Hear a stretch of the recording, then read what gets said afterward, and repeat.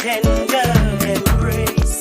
Mothers of the universe, Mother Nature's guys, ooh, come save your child. Come save your child. I said, come sisters, come and take back your child.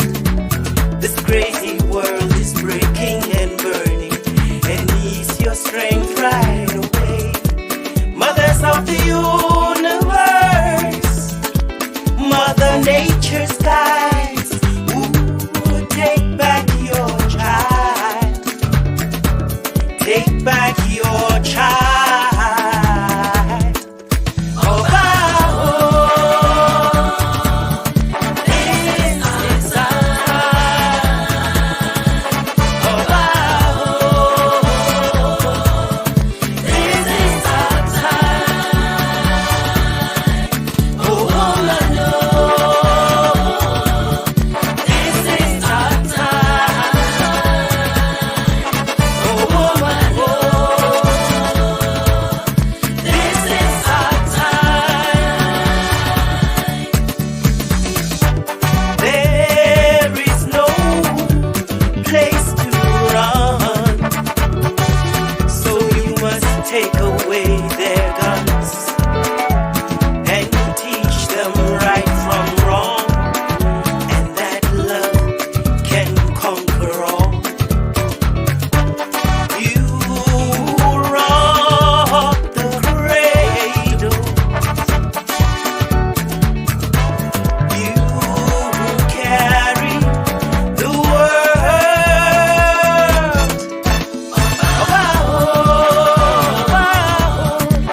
This is our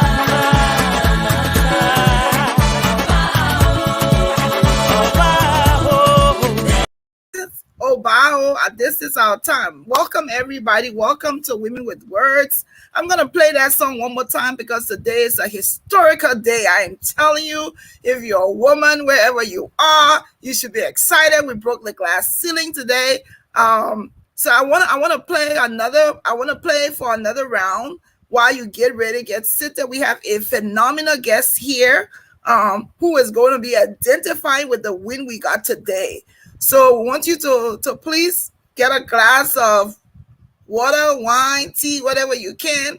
This is going to not be a very, it's not going to be a familiar show to you. It's going to be different. Today we have a very important guest, but like I said, please invite somebody to join us and come back. I'm going to play this song again. Of course, this song, Facebook, YouTube, we have all copyrights. This song was written by Miata Family, Oba Woman. And what better song to play today where we have the first Black woman, but we'll talk about it later. We'll be back, okay?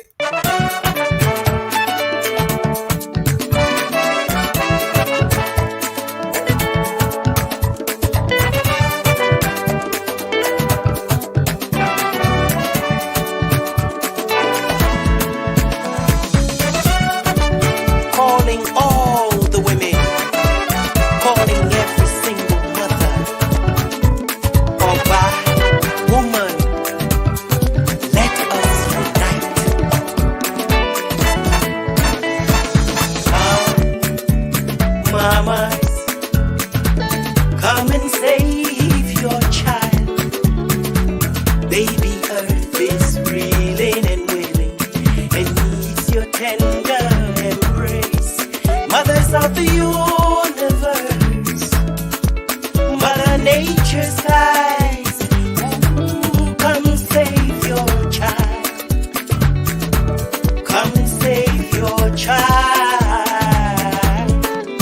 I said, come sisters, come and take back your child. This great. Welcome, everybody. Welcome to Women with Words. It's another Thursday. We're here this evening. Right now, I'm standing alone, a little under the weather, but I thank God that I'm able to be here today. Magata will be joining shortly.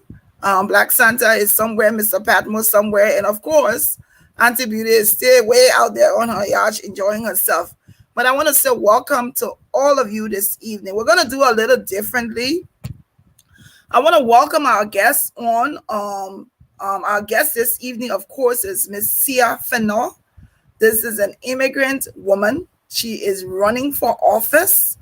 We have a lot to talk about, but before we even start this show, something phenomenal happened today. Something important. Today is a great day for women everywhere, especially Black women. So I don't want to enjoy this piece of history alone talking about it. I'm gonna bring our guests on, and then we'll talk about this, what happened today in history, and then we're going to talking to her. So welcome, Sia. Thank you. Thank you. Thank you for having me. Thank you for having me, Big Six. It's an honor to be here today. Today is such a wonderful day for our nation, not just for the nation, but for the entire world. For us to have Ketanji Brown Jackson, to be nominated, it sent a wave through the world that we matter. Our voice matters. Our everything. We need women, to be at all levels of government. Not just levels of government, but in private sector, so our voice can be heard.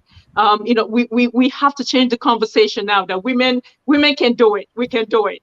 I literally cried because I am a woman trying to get up, somewhere in America, and they told me that I can't make it. And I saw her making it today, so that it is possible. It is possible. Yes. It is indeed possible. So welcome. We're excited to be able to talk to you about your plans for public office. Yes. Get to know about you, see what we can do so that people can know. There's a Black woman out there somewhere in Maryland who's aspiring to be a political leader. But today is just phenomenal. Yes. Today in the history of the world, some over 200 or more years ago, a Black woman today. I think what's important about this woman is that a Black child, a Black girl can see her. Some of those girls in the students in law school, people who have not even decided yet on what they want to become, can see this Black woman and see that today she broke the ceiling. Yes, she did. She made history. Completely history. So I didn't work today because I wasn't feeling too well. The last 2 days I was home, and I didn't want to be disturbed. I didn't want to be disturbed. I didn't want anything whatsoever to stop me from being a part of history in the making. So tell us a little bit what you think, what today meant to you, this moment. Hearing that, of course, we already knew, just because we knew that. And we want to say congratulations to the Republicans and the Democrats for or against. We'll talk a little bit about some of the other people on the other side. But we just want to say we're so excited that this Black woman is now going to make has now made history. Yes. Okay, Judge. I've already started calling her Justice. Yeah. Because that is what she is. But she's made history for us, and we hope that our young girls, women out there who look at this and who wants to be something tomorrow, wants to be a doctor or a lawyer or president or vice president. I hope that they can look at Ketanji Brown Jackson and also look at Kamala Harris and say, I have hope that one day I can be like them. So tell us what today's win meant for you as a woman. And the name Ketanji. Yes, and she's a dark-skinned Black woman. Not a light skin, but dark-skinned Black woman seated at the highest seat in America next to the president. And it is such a significant thing that happened today. We know it was going to happen. We definitely know it was going to happen. But for it to happen during our time, I am a mother with two girls. So this is significant. Send a message that we can do it. If you work hard, because she did a hard work behind the scene. She worked hard and she made a plan that she was, she wanted to be this person, and God allowed her to do it with hard work. So it's a significant to our girls out there that, we too can go out there and be, whatever we want to be. It might not come today, it might not come tomorrow, but one day we too, our children, have a future in America. Our Black girls have a future in the world that they too can lead. And she is a perfect example to the world today that our girls have hope. Yes, I just think her story is very interesting. Yes. She just has so many connections. Yes. She's interracially married. Mm-hmm. She's a Black woman, and look at her today. Yeah. So this win may not only be why it is that Black people will celebrate this win and this history, but I think every young woman can aspire to want to be like her. Yes. And I think this is hope for every woman, not young or old. You can be anything you put your mind to. You put your mind to. Yes, and absolutely. What is significant, the history of, our Black history in America. So it's not like we're trying to exclude other women to look at, the reason why Black women are so excited because we know where we came from. The history in America, from being slaves to sitting down at the highest court in America. So, that's why Black women and Black men, Black people, period, are just excited, that we too have come so long because this country was built on our back. And, if you sit down and look at the history, of Black America, it's strength and perseverance that you see in the history, working hard to be where we are today. So, we say thank you to all those who have made the way. And I'm thanking her, for allowing us, Black girls, Black women, to stand on her shoulder to look into the future. Because she had just gave me more hope, to keep on going. Yes. Absolutely. I mean, I think you're coming after so many historical moments, and even your own story is also going to be history. It's going to be fun because you have your own unique story that's going to be able to speak to women and girls out there. But one thing I love about this win is not only her Blackness. Yes. Is the fact that she has natural hair. Natural hair and a lock. She's taking natural hair, the locks. Yes. The locks to the Supreme Court. But we're excited for her.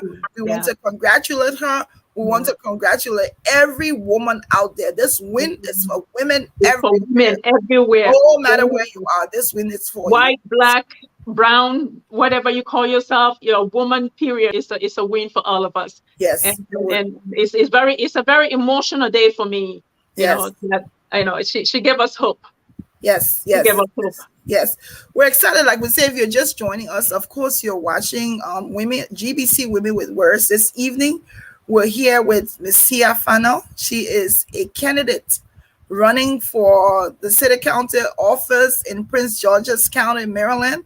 We will be talking more with Sia. You'll get to know about her. You'll get to know about her desire. You'll get to know about how far this woman has come from, the stamina she has, the zeal she has to keep pushing and not giving up and to continue going. But I also want to acknowledge that we're now in April. Happy April to everybody. There are a few things we want to highlight for the month of April.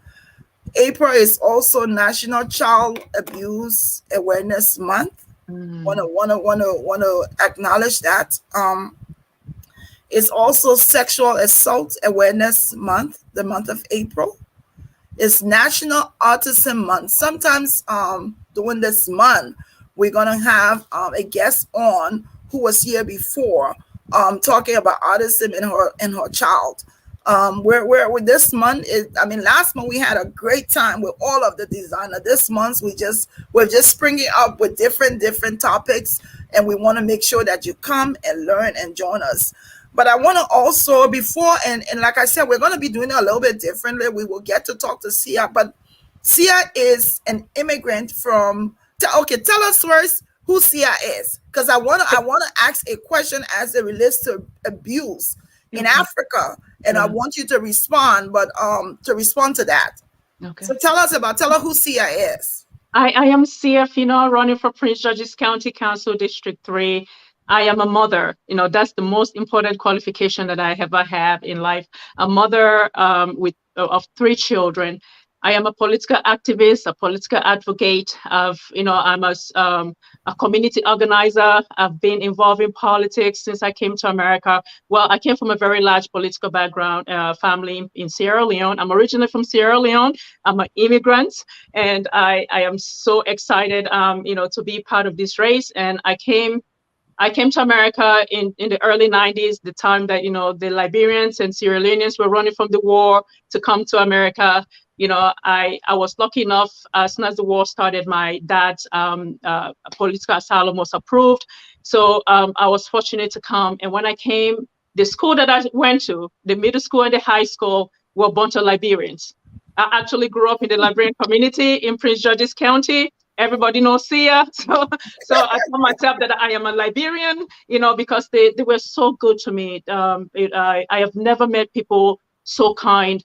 I like their tenacity. I love their boldness. They will tell you like it is and still, hug you the next day. That's what I loved about them. And they never made me, feel like I'm an outsider. Now I'm speaking better. Before I used to have the thick Liberian accent. You used to have the Liberian accent. Because they took me in. I grew up in my parents' home. So they are my people. I've gotten a lot of beating from my own people, but I love the Liberian people and they loved me. So this is CF. I've been in Prince George's County since I was 13 years old. I went to middle school, high school, and university here. My two grown children were born here. Even my third, when I was born here. And this is my home. This is all that I know. I've known Prince George's County since I've been. I've known Prince George's County longer than I've lived in Prince George's County longer than I've lived in Africa.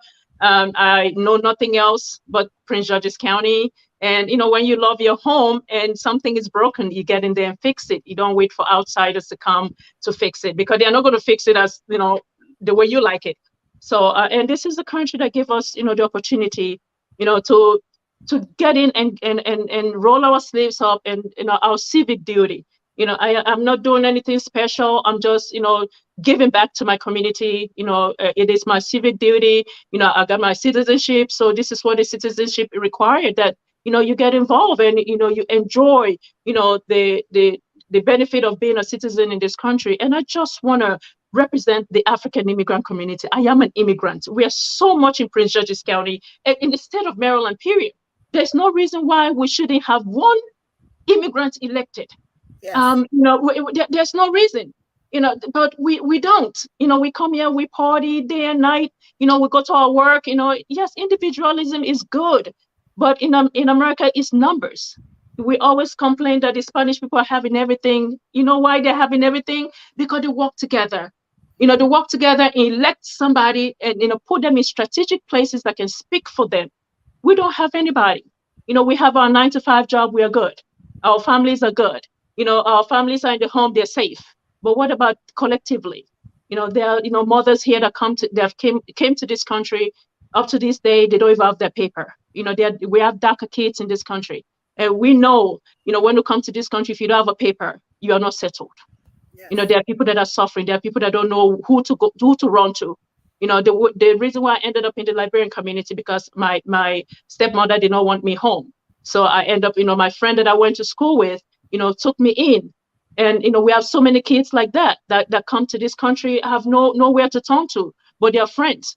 It is by God's grace that I'm standing today, that I wasn't raped, that I wasn't killed, or I didn't, become a prostitute just trying to take care of myself. Amazing. But because I am here today. And I want to tell people that no matter what it is, no matter where you come from, that should not stop you. That should not limit you. I limited myself for so long because, I have an accent. I wasn't born here. People are going to make fun of me. But these people don't care. Like my dad always says, speak the Queen's English properly. They will understand you. And that's what they've been doing. Even though I've been getting a lot of flack, for running that, I wasn't born here, I'm coming to take their jobs, but, it's what I will give up everything to do what I'm doing again, Amazing. Because we need a voice. We need a voice. We're paying taxes without representation. It is not fair. Yes. We need a voice. So I'm sorry for, going so long. That's okay. You can see that this woman is ready for work. She's ready to roll up her sleeves. We're excited to talk to Sia this evening. If you're just joining us, this is GBC Women with Words. We're here this evening with Miss Finoh. She's running for a political office. She's an immigrant from Sierra Leone. She has Liberian connections.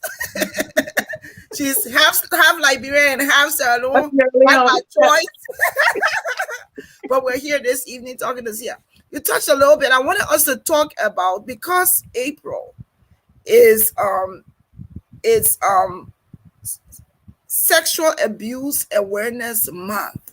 As an African, as an immigrant in America, when you hear the things back in your country, back in Sierra Leone, in Africa, about sexual abuse, what comes to your mind? What can we do to be able to eradicate or to help to stop sexual abuse in Africa?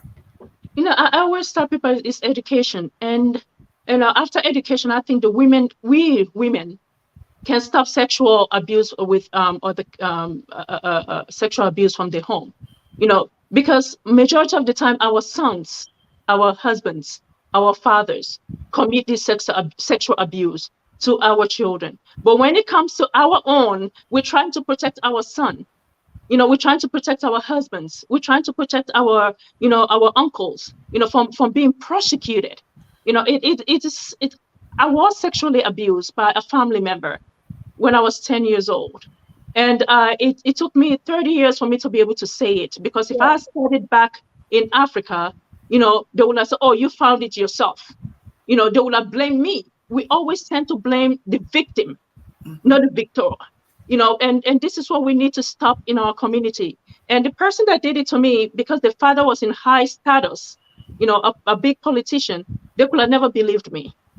So until I came to America, that's when I was able to, speak, to say this is what, and when I said that, my aunt that I was with knew when I said it, and she said she knew. But she, she was waiting for me to say something. But I said, if I had said something in Africa, you guys would have beaten me up. Like, okay, you are lying. So, but it's a problem. It's a problem in our community, because there's so much lack. We have this thing in our community that the guys are always right. The guys are always on top of the girls. No, we need to change that. And the women have to stand up, for the girls. We can't always blame the victim when it comes to that. It affected me. That led to my divorce. I don't know how I managed to have children, but anytime that I was intimate with my husband, I can remember the pain that I got when I was 10 years old. When somebody was, molesting me, I felt that pain.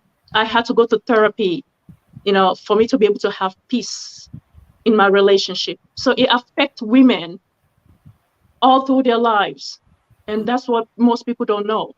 And we, the women, have to stand up for our children. We have to stand up for our girls. We can't say because it's my son, so I have to protect my son. I believe my son.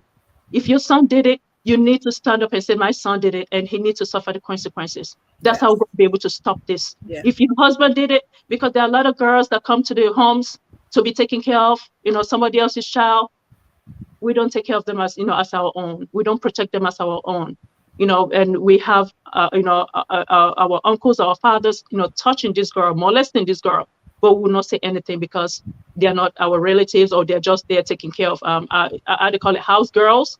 Yes. They're being molested, and that is not fair. We have to stand up for them as well. Yeah. And I think you make a good point. We really have to stand up, but one of the things we have to adapt, it's like being a nurse. They say pain is subjective. Mm-hmm. So when a patient says they're in pain, as a nurse, I can't say no. Mm-hmm. Because they're the ones that's feeling it's subjective. Mm-hmm. They're the only one that can say, oh, I'm in pain. And you have to believe it. It's something that I'm trying to link it to what you're saying, that when these girls or young boys come and say, I'm being molested, it's their story. Their story. It's their story. Yeah. We have to do what we can to see how we can stop it, how we can help them to heal, and how we can ensure that those people, those perpetrators are not they're not going scot free. Yeah. I think that's something that, and I think the women do have a serious role to play. And I'll call. I mean, you're from Sierra Leone. I'm from Liberia. We need to call out to the women of these two countries to stop it. This is wrong. It's like you're saying your own personal story. It lives with you forever. Forever. Never goes away. No. And I think it would even help better if the kids had some support from system, family members when they tell them. They don't get it. The first thing is not to say you're lying. Yeah. Oh, he didn't do that. The first thing to say is hear them. Hear them out. Listen to them. Get some help from them. Yeah. For them. And then be able to say, okay, we're gonna report it. Because this is the thing. You may think that you're doing, it's almost like you're doing a cover up. Yeah. It's so superficial. Very superficial. The wound is embedded under it. The wound is so deep that even your cover up after many years, it still shows up. It shows up. It shows up greatly. And I am saying it as a public figure. I am saying that I was raped, and it followed me for years. I had to go through therapy and therapy and therapy. You know, and I wonder, you know, like I said, I wonder sometimes how I even have children. You know, because it's something that is psychologically affecting you. You know, and this was somebody in their 20s, and I was 10. And can you imagine, there are kids that are being abused at 2, 3, 4, 5 years old? Wow. You know, and people, nobody's doing anything about it. We are protecting the person that afflicted the pain, you know, the abuse, and the person is abused. We're blaming them. We victimize them twice.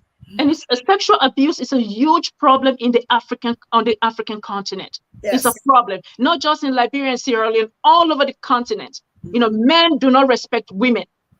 That's the problem. Because if they respect women, they will protect women. You know, we're not just a free commodity. You know, our body have to be respected, especially our children. You know, the little girls that cannot stand up for themselves, we have to protect our children. You know, we have to tell our men that, you know, there are women, you know, grown women out there. Go get them, not the little kids that can't speak, or because they are under you, or they are in your home, so you can, you know, rape them and they can't say anything. No.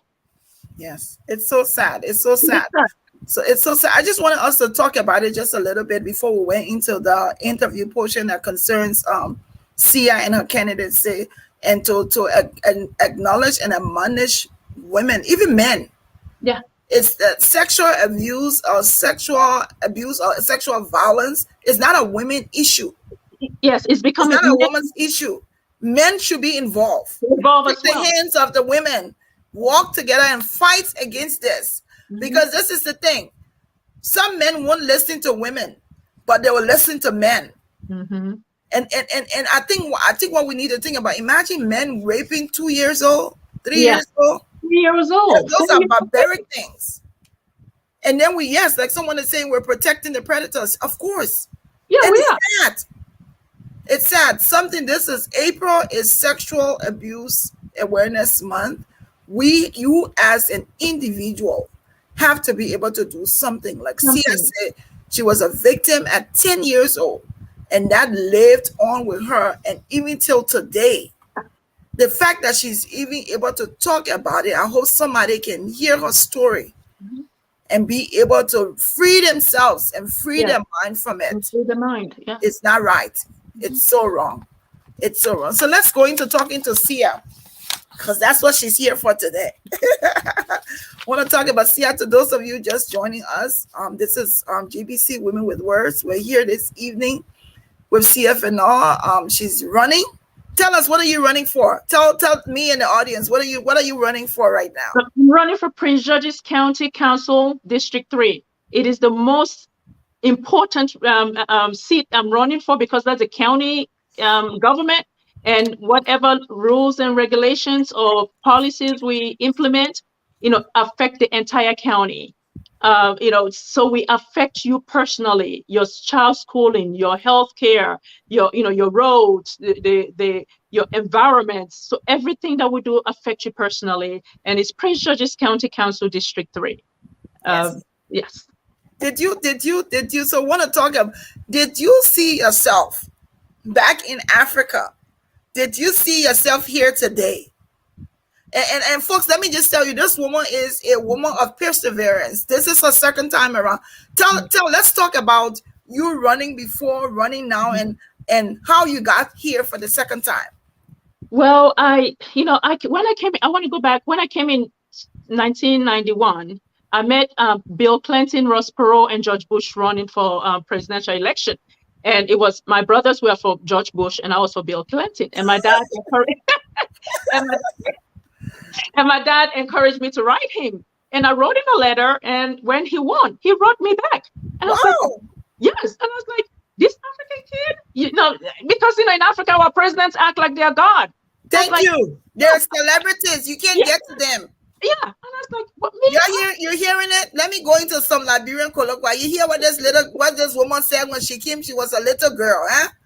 And when she got here, it was at that time that Bill Clinton was running, and she wrote him, and he responded. Yes, he responded. Yeah. That's amazing. Yeah, thanking me to for supporting him. And that's when my love for politics in America, came alive. And my dad, encouraged me. He was very instrumental, encouraging me to volunteer. Then, at 16, my stepmom said she doesn't want me home. So I've, lived on my own, from places to places. So until I graduated from college. I don't want you to rush this story. Okay. I really don't want you to rush the story. I want you to take your time so that people can identify with you, because there's so many important pieces that have built you up for today. Yeah. You were molested as a child, 10 years old. There's so many things I've heard you say, and I want people to get to grasp this woman, this strong woman today, who was molested as a child, who came to the States very young, who also at one point in time was homeless. Yes. If your stepmom didn't, you were homeless. I was homeless. But you were homeless. You were married. You've gotten divorced. But look at you today. Yes. Look at where you didn't stop there. Yeah. You didn't give up. So I want you to take your time so people can really take it all in. Yes. And understand how no one should give up on themselves. Yes. And I like writing quotes, and I wrote a quote this week. I was sitting thinking, and it was like, the only person that should have an opinion about you is you. You. Yes. That's a perfect one. Yes. And you should not even believe what another person's opinion about you is. Yes. Because it's not going to shape you or break you. Only your opinion can shape you or break you. So your story is interesting, and I want you to tell us about you and all of those things you've been through, but yet you've come this far and haven't stopped. Yes. And I always tell women that I have been through all the women's rights issue there is. Because at 16 years old, my stepmom, because what step parents, she didn't want me home, and I had to leave. So I came, and I was staying with a young lady. She was a couple of years older than I am. Her name is Rose. She's Liberian. She took me under her wings. We were living in Langley Park in somebody's basement. She had a little, one room. She took me as a daughter. She will clean the room. Yes. And she will find food for us. I was able to get a job at Kentucky Fry, right? There was a Kentucky Fry on Riggs Road and University Boulevard. That's where I used to come. I used to go to school in the morning. From there, from 4, I go and clock in at Kentucky Fry. And at 12 midnight, I go back home, do my homework. In the morning, I go back to school until I graduate. I was in 12th grade when I met this young man. He's from Ghana. He came here, and I happened to get pregnant, in 12th grade, and we get married because, I was pregnant, and I didn't have a parent anyway. So, this was So what's new? I mean, I don't have anybody to stop me or to chastise me. So let's just get married. But that was pretty daring for you, though. Yeah. 12 grades, and you deciding to be a wife. Yeah. So, I got married at, 18, 19, my 2 months after my 19th birthday. After I finished graduating from high school, I had my son. Everything was fine, two young couples. And, I had my second daughter when I was 21. By 23, by 22, I was in divorce courts.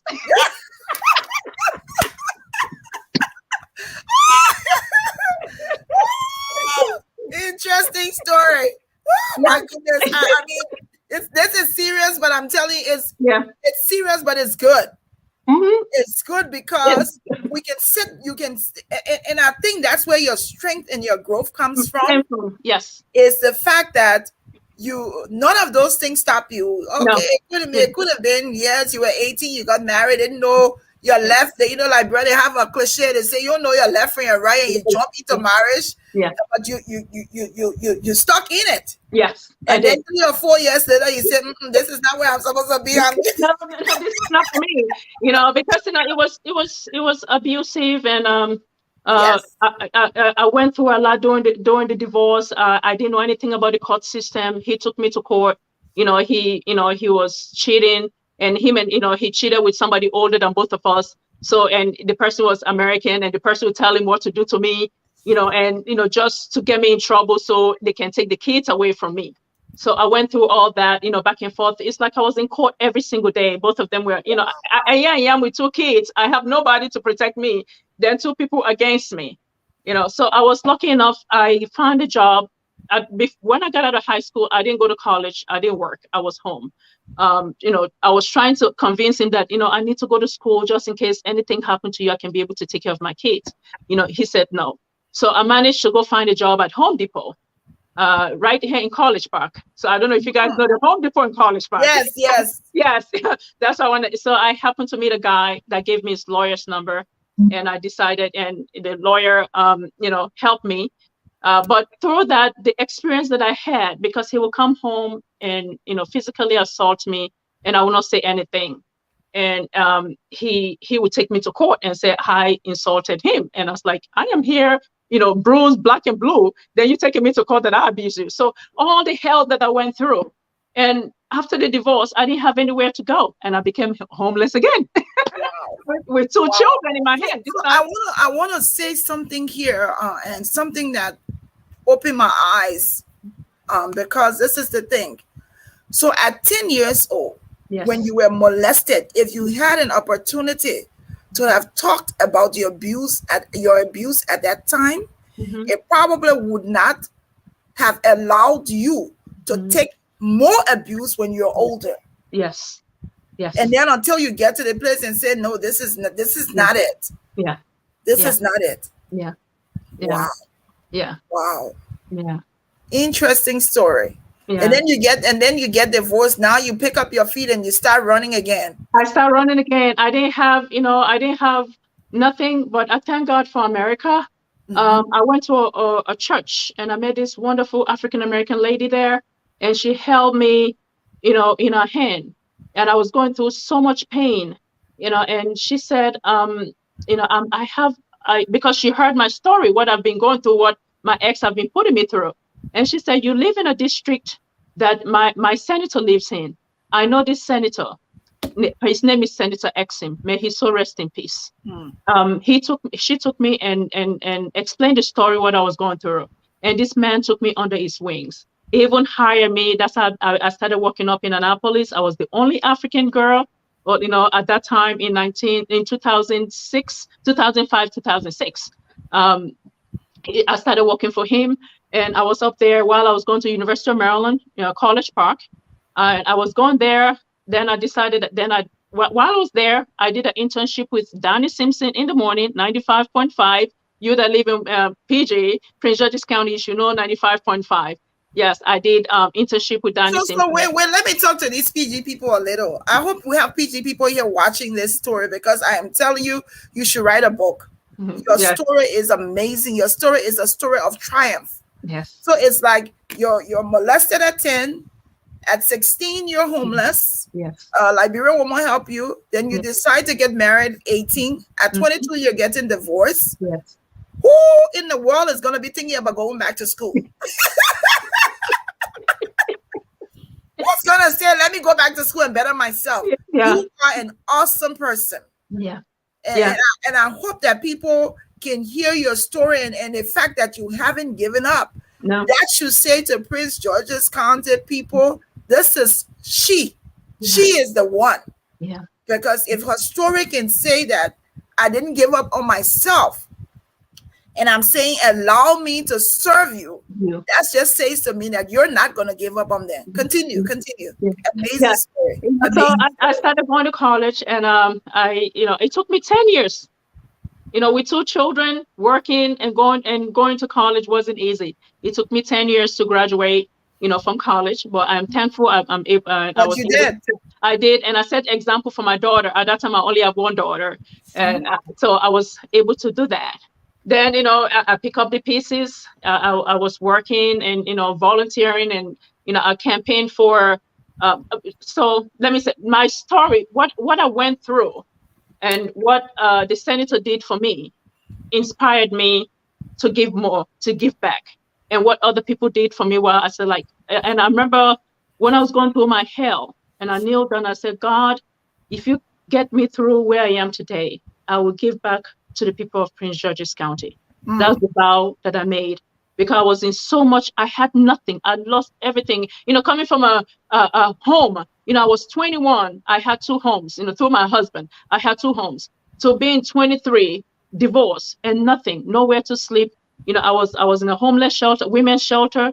I was in women's shelter for 3 months right here in Lanham, one of the cities in my district. They helped me, to get an apartment. I was in an apartment, and they gave me a Section 8. But guess what? Who would give up a Section 8? I. Wow. Yeah, they gave me a Section 8 home. I was there for a year, and I let it go. And I said to God, I said, there are women out there that need it more than I do. If I can go to work, if I can, I was getting alimony, I was getting child support. So I said, even though I really struggled. And there was at one point I said to myself, why did I give it up? Because, I'm going to school doing all this thing. But I'm glad that I gave it up, because I felt like it was holding me back. Yes. Because those things, when you're on it, you even make 1 cent above the minimum that they're asking for, the maximum they're asking for, they're going to let you go. It's suppressing you. So I decided to let it go and find my own way, my own path. That's when I started, going, doing, minimum, jobs. I started, from Rite Aid. I worked at Rite Aid in Langley, in White Oak, that is closed now. It's Wegmans now. And I went and I got my CNA license. I started working in nursing homes. From there, I went up to, how do you call the thing? Home health aid. So I graduated to home health aid. And from there, I found myself in Annapolis and, working in there. From there, then I get my own nonprofit organization, just trying to give back. Because, and I realized that, there are women that have been through what I went through, that are going through what I went through. And I need to be a voice for them. Yes. I have to speak for them. Because I was lost. If it wasn't for God that I met, the Liberian lady that helped me, the American lady that helped me, there's so many other people that came to my aid, I would have been lost in this society. And, from there, what did I go to? Everything was fine. I was living a great life. I, party with my friends, and everything was going good. Then I met my baby's father, Isabella's father. That relationship didn't go well. I was in the hospital for a month. She came at 27 weeks. She was 1 pound. And when she came, they were fighting on me to save me, and they were fighting for her. And I ended up losing everything again because I couldn't go to work. Yes, I didn't know. This was in 2015. Wow. I know, because you literally have to choose. So let me stop you. I want you going forward, when somebody say you are a beautiful woman, yes, accept it. Because you are a beautiful woman. It's a lot of things. For me, beautiful is not just in the facial appearance. Yeah. It's in the things you've gone through. Yes. And I am in awe yes. of you being homeless so many times. Yeah. You even giving up the things that you needed for yourself Yeah. because you were sacrificing for other people. That's amazing. That Thank is you. amazing. Thank you. That is so amazing. See, I am telling you, oh my goodness, this is a This is the reason why when people, just look at me and hate me or jealous of where I am today, it hurt to the core, because if they know my story, I don't think they will even spend a day in my life if they yes, know what I've been through. yes, What I'm doing is not to show off, it's not to, to gain power, but to come because I have the receipts. There are women right now that are ashamed to say they were raped. They're ashamed to say they are homeless. They don't have food for their kids. I have been through all that. So when I get in office, I will know when a woman comes to me and say I'm homeless, I will know you what that means. identify. When a woman say I'm raped, I will know what that means. When a woman said I cannot feed my kids, I literally lived on McDonald's for my kids. There was a point I couldn't feed my kids, but I was too, I didn't want to go to social service. Yeah, So I know what that means. I know when a woman said I don't have anything, I sacrificed myself for my children. I know that. yeah, Who better can speak for you but me? I didn't come from a silver spoon in my mouth. Where I am today is me and God. And by 2015, I had my daughter at 27 weeks. And, she took 3 months in the hospital. And in America, we don't have, long-term, how do you call it? disability. Disability for mothers, vacation, for mothers that have kids, babies. Yeah, Yeah, maternity leave is only 8 weeks. And who am I going to take my premature baby to take care of when there's tube running everywhere? So I had to decide, whether my livelihood or my baby's life. wow, And I chose my baby's life. And I wow, ended up losing everything again because I lost my job. My 5-bedroom home, I thought I was, I've accomplished the American dream. I have my 2 luxury cars, I have my 5-bedroom home. I was the girl to invite to your party, because if you invite Sia, bring the best wine, the best gift. And here I am, I'm collapsing. Everything is yes, falling around falling me, apart. falling apart. And who can I turn to? Nobody. Nobody. Whew. Yeah. I can. Yes. Amazing. Yes. I'm so excited that we gave you the opportunity to tell your story, Yeah. because people think they know people, Yeah. but you don't know. Yeah. And so when you see people walking with their shoulders high, it's like you say, I have receipts. Yes. Receipts. I've been there.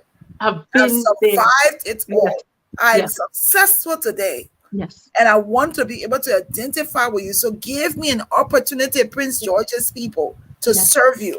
Yes. Is what I'm hearing you say. Yes. Is what I'm hearing you say. Yeah. So I know 2 years ago you ran.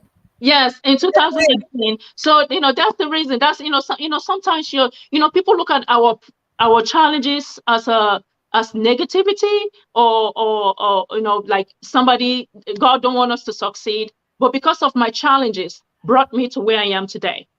In 2018, I was sitting there broken, and I got a call from actually one of the mentors that I met up in Annapolis. He's a delegate. He came and said, you have been in the community for so long. There's no African, no one African that is elected in this community. Why don't you try something? If you don't win, if you win, fine. If you don't win, at least you put your name in there. That's how we all started. And he said, run for House of Delegate, Prince George's County House of Delegate. So that's how I started. I ran for Prince George's County, House of Delegate, Maryland House of Delegate, District 24 in 2018. And that's how I didn't win, but I did such a good job, Yes. such a great job that I was, when President Biden was running for office, I don't know how they managed to share my number. One of his team members called me and said, Sia, do you want to campaign for, Biden? Oh, I was, this COVID just started. We didn't know much about COVID, but, and I said, sure, and I jumped out of my bed and I was like, and they said, well, this weekend, we're going to be in New Hampshire. Are you ready? I said, yes, I'm ready. And I packed my bag and we're in New Hampshire. We went to South Carolina. We went to Augusta, Georgia, canvassing for Biden. That's how come my picture was used on CNN, MSNBC, and all the network where Kamala Harris was calling for volunteer call. So my picture was national, worldwide. So that's how. And after the campaign, they wanted to offer me a job, but I want to serve. Yes. I want to serve. I want to serve my people. I want the African immigrant community, the Caribbean immigrant community, to be represented in Prince George's County. We are so much in this county. They come to us for money. They come to us for us to vote, but they don't want us to sit at the table. You have to be at the table. Now we have to be at the table. Let me tell you something. Africans are the most influential in America. We have the money. So they want the money, but they don't want us to be at the table. We have to be there. Who is speaking for our children? That's my question that I asked, the African people. You go to the courthouse and see how many African kids are sitting in jail. They have nobody to speak for them. They don't even know who to call when they get in trouble or when the parents need help. They don't know. So they go through the system, and they just fall through the cracks.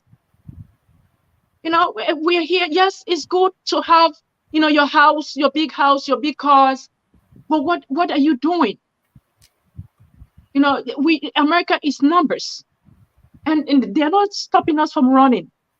We are stopping ourselves. Yeah. And I know we don't believe in ourselves, but it is time that we start believing ourselves. Like you said, do not stop yourself. And I'm saying, do not say no to yourselves. Do not say no before somebody else say no to you. Yes. And no should not stop you from going further. How many no's have gotten in life? Even right now, there are people that I thought that had my back, that have rejected me. They're not even speaking to me right now. But that's okay. That's because I said I want to run for office. And people that I've grown up with in America, in my community, are not even speaking to me. They're not even supporting me. But that's okay. I am here. I'm not going anywhere. Yes. This and is you will be at the table. Yes, I'm going to be at the table, whether they like it or not. You're going to be at the table. You're going to be at the table. Yes. And it is our time. Yes. Like the song said, it is our time. It is our time. Woman, it is our time. It's our time for us to show forth that we are represented, not just in Prince George's County, but all over the United States. We have to be represented. The African immigrant community, we are the least studied group in the world. Because as soon as we make it, we disappear. Yes. People don't know where we are. We want to assimilate into the American community. We want to go live next to the white people. So how are we going to get what's due to us when they don't know where we are? Because when I was walking with the congressman, that's what he said. He says, Sia, you can go to Langley Park and know that that's the Spanish area. You can go to Riverdale, that's the Spanish area. We are the Africans. So how are we going to support? How are we going to speak for you guys when we don't know where you guys are? Because we are so fighting to change our identity. And this is why I want to say, with this accent in my mouth, I will represent. You want to sit at the table. African people can be proud of you want. I am amazed by your story. Yeah. And there are bits and pieces of your story that I identify with. When I hear you say with this accent, it's just like me. I say every building I go to, I don't care whether it's a corporate meeting or not. This hair tie, they get to see it. they get to see. I don't know whether they like it, whether they don't like it. Sometimes my boss will be like, "What's under the hair tie?" I'm like, "Hair," but I want you to see this because we have to be proud of where we come from. Yes. Other people are proud. African community is the only community I see they try to cut their cultures off. But that's what makes us unique. Yes. And this is what other people like about us. We have culture. Yes. So we have to embrace our culture. We come here, we try to, I remember I had a friend that came from, we all came from the same time, she was from Liberia and from Sierra Leone. We all used to ride the bus together. She was here for 3 years. The next time I saw her, she said she can't speak the Liberian English again. I said, Ma, you just came 3 years ago. You can't speak. I'm not from Liberia, but I can speak the Liberian English. Then you telling me you can't speak Liberian English anymore? There you go. And So we have a question. I want us to take one or two questions from the audience. I'm trying to monitor the feed. So there's a question here from Marjorie. The question says, how did you feel when you lost the first time? I was a little bit disappointed, but I wasn't disappointed. I felt like I won. For an African woman, I think I was the first African woman to ever run in Prince George's County. I was proud. And at that time, a lot of people, first time runner, people don't get that much support. Yes. It's because everybody's wondering who are you, where is she coming from, what she bringing to the table. So it wasn't a big surprise. Yes, I invested so much in that, but it was a door opener for me. I felt like God was opening doors for me because I know that God is going to take me somewhere. So that was just the beginning. It wasn't the end. The disappointment was there. I felt very lonely because people came, and as soon as I lost, everybody disappeared. Everybody disappeared. Like, oh, the people were, oh, you lost. I said, no, I did not lose the election. I won, actually, because here I am today. My name is it's a first name in people's home. Everybody knows Sia. Yes, everybody knows Sia. Yes. Even me who live in Virginia, I know Sia. So it's been amazing having you, hearing your story. We wishing you nothing but the best, the absolute best. As we come to the close of this interview, I wanna connect your running to that of Ketanji. Yes. And Kamala Harris. Yes. You are a young Black woman. Yes. And who's been through a lot of challenges. Yeah. But haven't given up. Nope. Their win and they're being seated as at the table. Mm-hmm. What does that do to you? How does that make you feel? It gives me hope that I should not give up. They're my motivators. Especially today. I was, I know I campaigned for Biden and Kamala. So, but today, that it is possible. That's all I said today on Facebook. It's possible. It's possible because I know this past 8 months since we started this campaign, I know what I've been through. They tried to cut me out of the district. They, people that I supported, people that I campaigned for are not supporting me, and it gives me hope. Yes. That if they can make it. Yes. You can make it. You got this, girl. You got this. I want to also say, as an immigrant Black woman, what would you say? What would your win and for Prince George's County mean to immigrants in that county?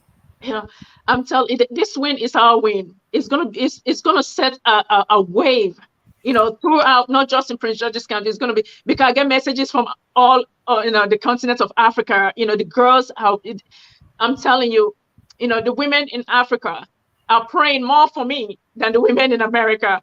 Because it's like their win. To show that an African woman, that came to America with a shot on her back.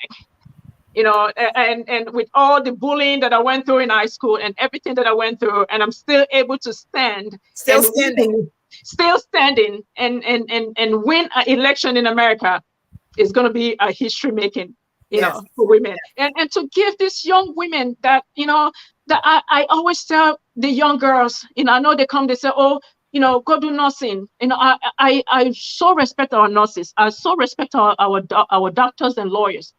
But we too want to make laws in America for ourselves and our children. We want to be power brokers in America. And this is what the message I'm trying to send to our young girls. We too want to come. And, we have taken over the doctoral area. We have taken over the law area. We have taken over the nursing area. Now we too want to sit at the table where the power is being made. We want to be there. Amazing. We want to be there. We want to be there. Yes, because while we're sleeping, they're making laws that, as it pertains to us.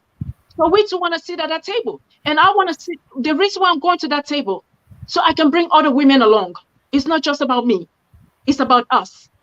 I want to go and own the table and bring other women up to sit at the table. So we can have change the dialogue, the dynamic, and the conversation as it pertains to women's, You our want to voices. color? You want to color it up a little bit? Yes. You want to go and color it up a little bit and mix it up like how Ketanji has gone, and now she's gonna be coloring the Supreme Court with some blocks. It's my African And some of my brown skin.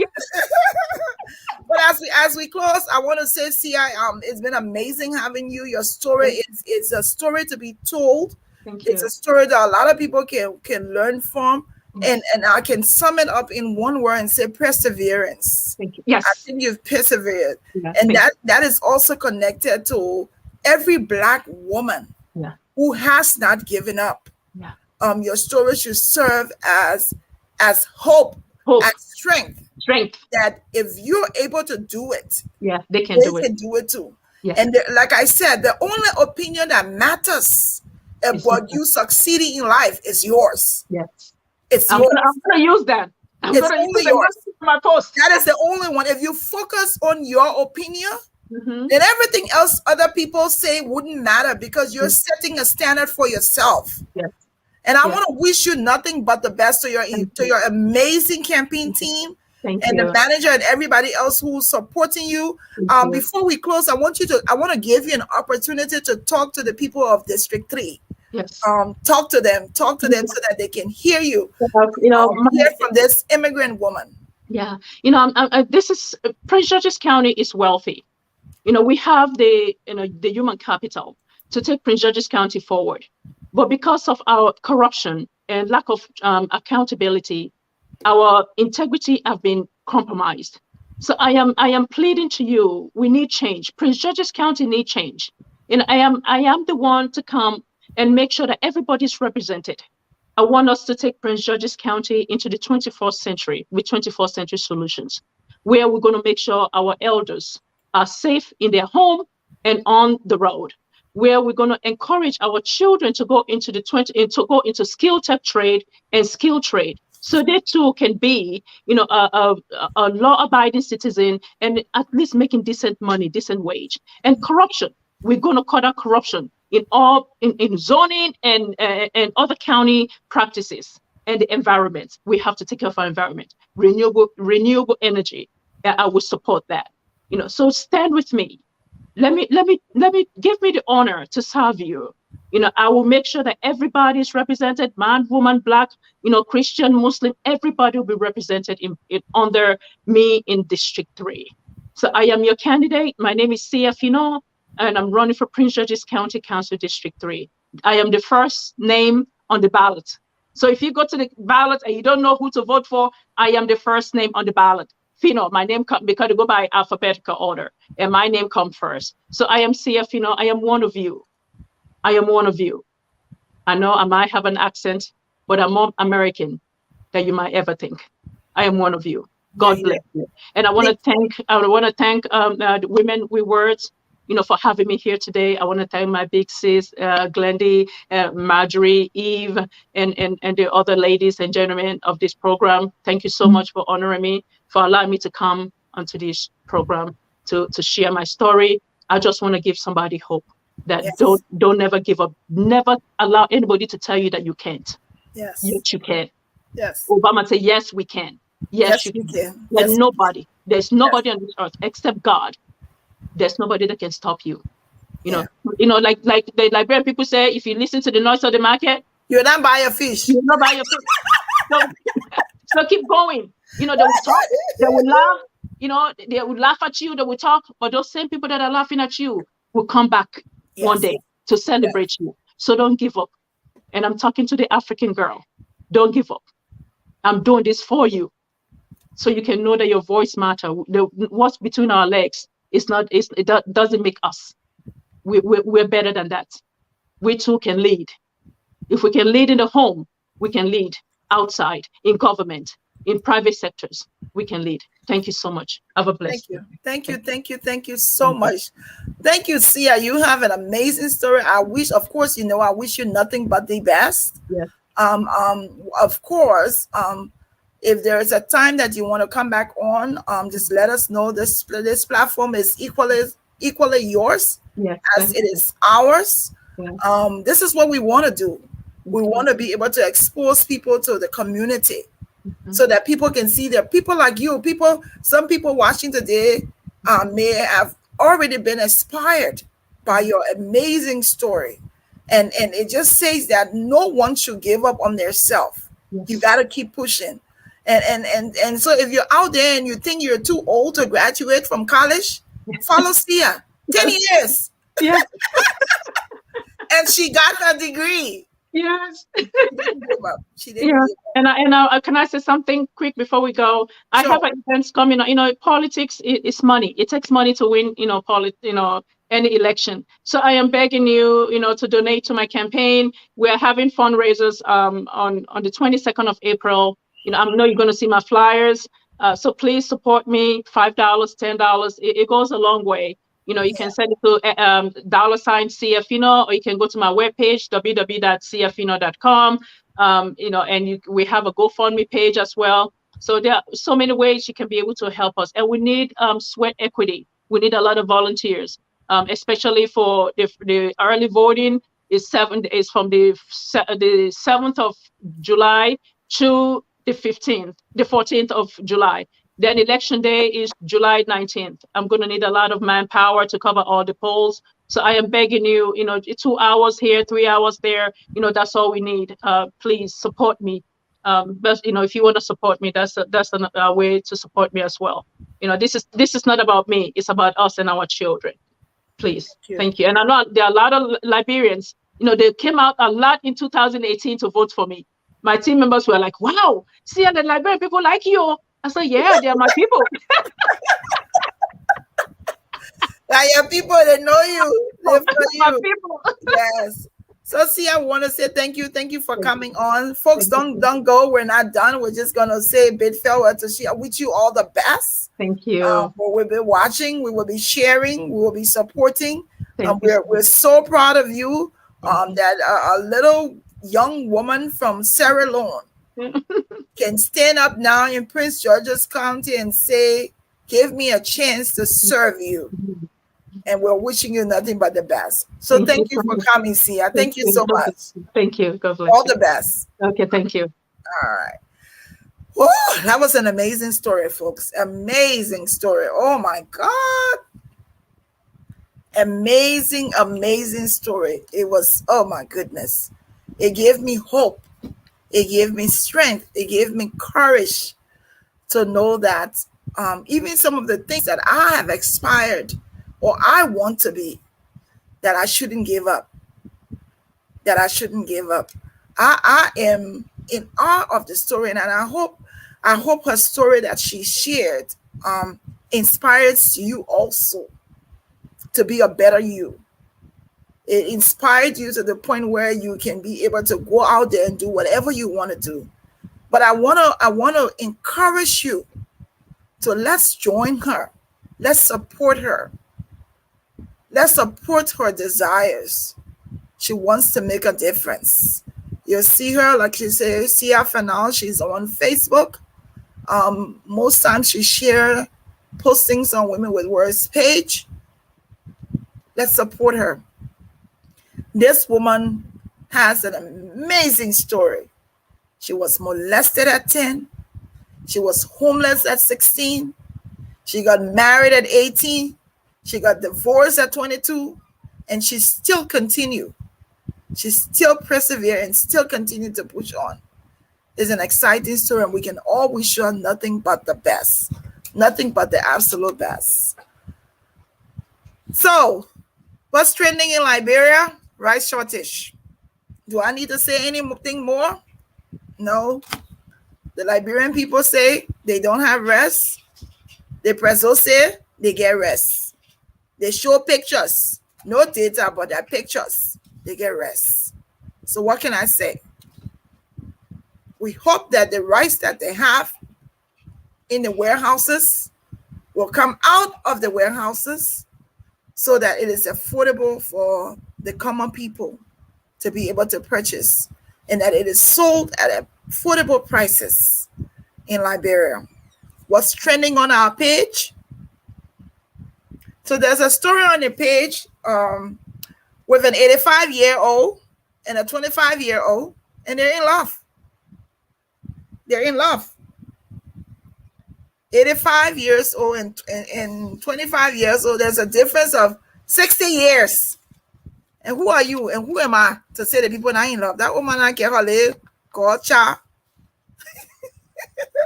And they're in love. The other story that's trending, and which is a very what we will do is the other story that's trending is the story about this Ghanaian footballer, daughters of Eve. Let me just publicly address this daughter of Eve and what she did to this man. This Ghanaian footballer was married, Odate Lamte. Odate Lamte was married to this daughter of Eve. She must have been a stepchild of Eve. I don't think she was a true daughter of Eve. She probably has something mixed in her with from Jezebel like that. She can't be from Eve. Sophia Kosh, she can't be from Eve. We forbid her to be from Eve for what she did to this man. This woman was married to this man for 21 years. 21 years. With 3 children.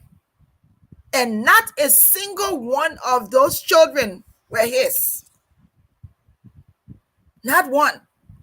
Somehow, he was able to get to do a DNA testing to find out. And imagine, this woman knew this Jezebel, Eve's daughter, knew that she was cheating on this man. She knew those children were not his, but she wanted to even take the man's property. Man, how wicked can you be?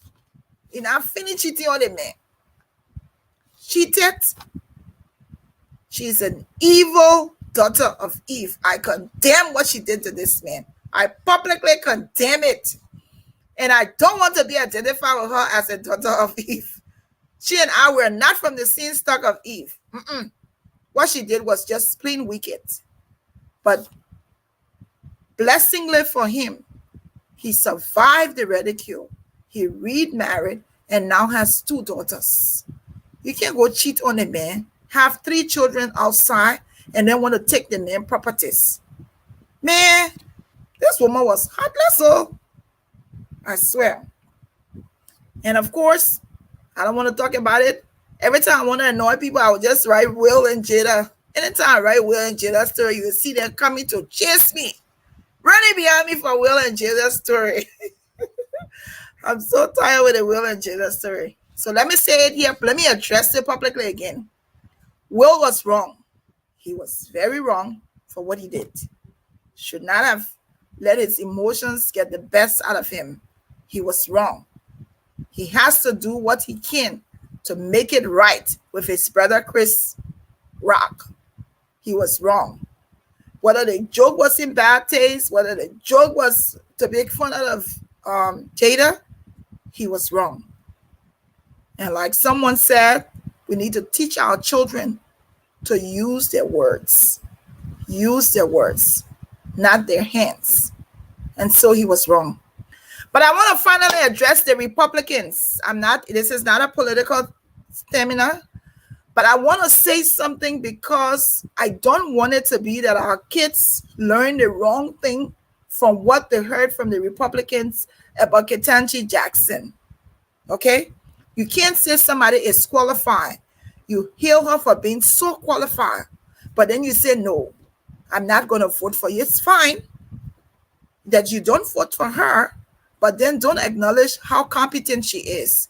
So to our children, I want to say, you go there and aspire to be the best person you can. Go and learn all and educate yourself to the highest and get all of the degrees. And don't allow anybody's no to diminish your competency. Look at it today. She was competent to them, but it was a no vote. But guess what? She still won them. And she broke the ceiling. She broke that glass ceiling. And to all of you who have watched with us this evening, I know my co-hosts, Agatha and Michael, is not here today. I'm a little bit under the weather, but at least we're able to make it. We owe it to you. And we want to say thank you for watching. Our guest next week. This is our guest next week. Next week, we're going to have Fatu Widema here. Let me just remove this banner so you can see this beautiful woman here. She's going to be here next week, Fatu Widema. She's going to be here at 7 p.m. She's going to be talking about being a mother to a gifted child, exceptionally gifted child. So she'll be here. We're looking forward to seeing her. We're looking forward to talking to her. And to all of you who joined us today, we want to say stay safe. Thank you for always watching. Tomorrow is Yama Yama Friday. I'm a little slow. I don't feel well, but we'll be out there. We'll be out there on Yama Yama Day. We already had some Yama Yama stuff. I already have some stuff in the archives that we're going to be sharing. So to all of you, thank you so much for watching. And until next Thursday, this is Glendy Jane Juniors with GBC Women with Words. Thanks for watching.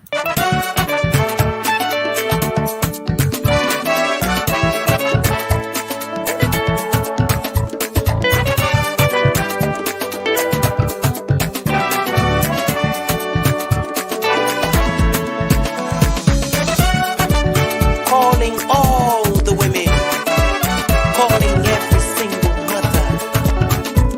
Oba, woman, let us unite. Come, mama.